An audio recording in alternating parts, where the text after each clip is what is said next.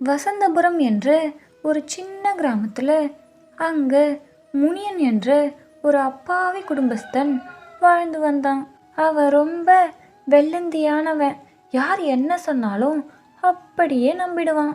அதனால் நிறைய பேர் அவனை ஏமாற்றி வாழ்ந்து வந்தாங்க. முனியனுக்கு தெரிஞ்சது எல்லாமே விவசாயம் மட்டும்தான். அதனால் அவனும் அவனுடைய மனைவி அனாமிகாவும் விவசாய கூலி வேலைக்கு போனாங்க. முனியனோட மனைவி அனாமிகாவுக்கு ஒரு ஆசை, எப்படியாச்சும் ஒரு சின்ன விவசாய நிலம் வாங்கி அதில் விவசாயம் பண்ணி வாழணும்னு.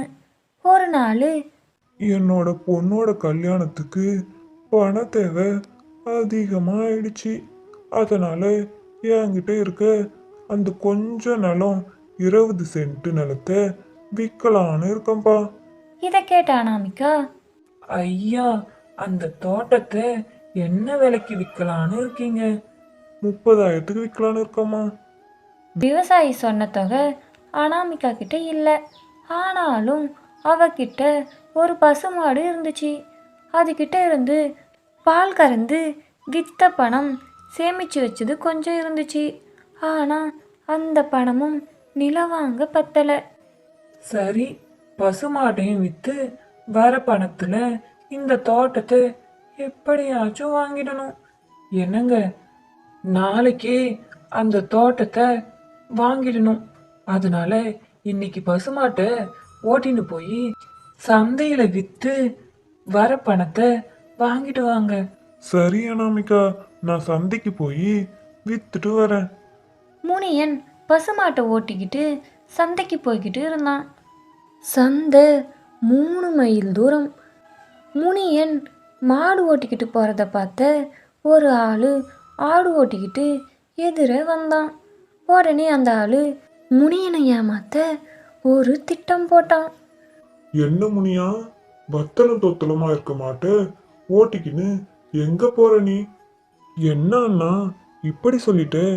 எங்க மாடு பருத்தி கொட்டை புண்ணாக்கு தீவன புல்லுன்னு கொடுத்து நல்லா ஊட்டமா தானே வளர்த்து வச்சிருக்கேன். நல்லா நீயே பாரு முனியா, மாட்ட ரொம்ப மெலிஞ்சு போயிருக்கு. காலு கூட சூம்பி போன மாதிரி தெரியுது.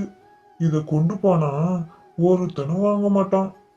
அட கடவுளே, என்னோட மனைவி இந்த மாட்டை வித்து வர பணத்தை வச்சுதான் அந்த தோட்டத்தை வாங்கணும்னு சொன்னான்.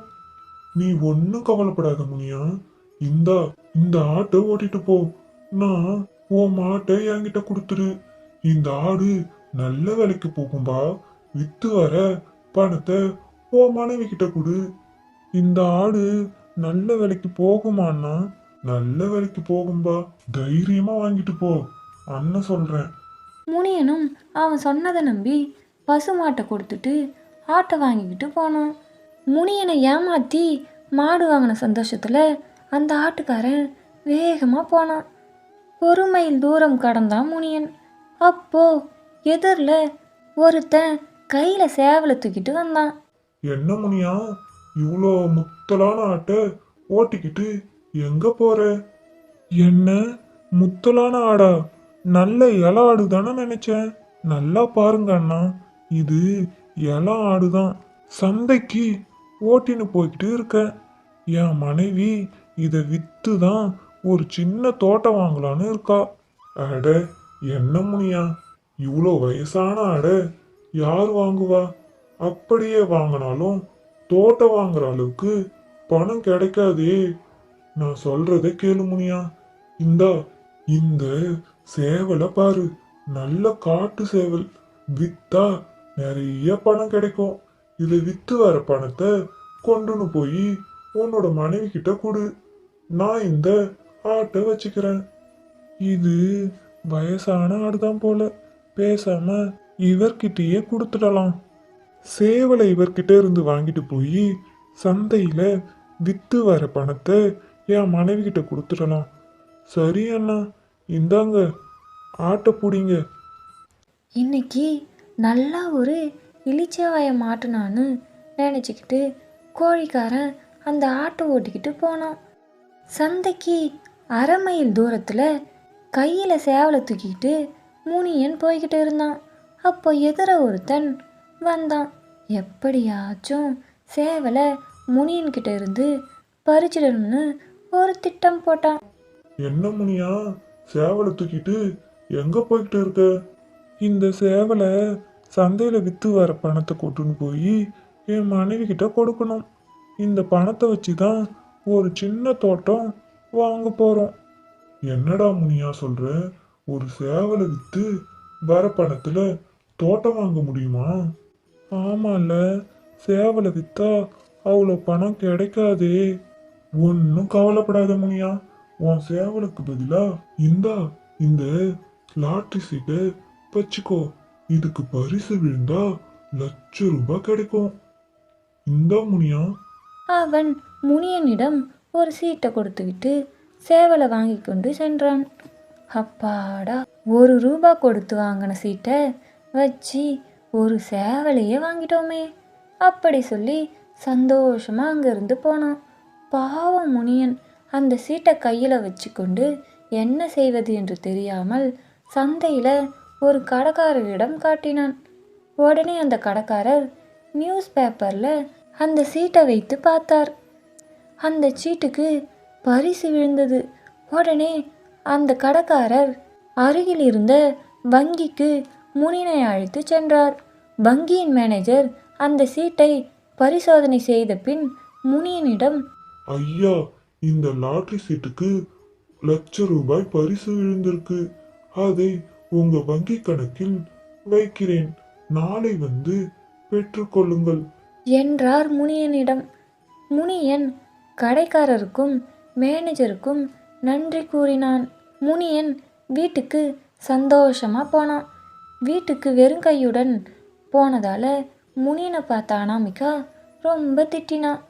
பின்னர் முனியன் நடந்த எல்லாத்தையும் கூற மகிழ்ச்சியுடன், ஆஹா, நாளைக்கே போய் கொஞ்சம் பணத்தை எடுத்துட்டு வந்து அந்த தோட்டத்தை வாங்கிடலாம். மீதி பணம் வங்கி கணக்குலயே இருக்கட்டுங்க, வேணும்போது எடுத்துக்கலாம்.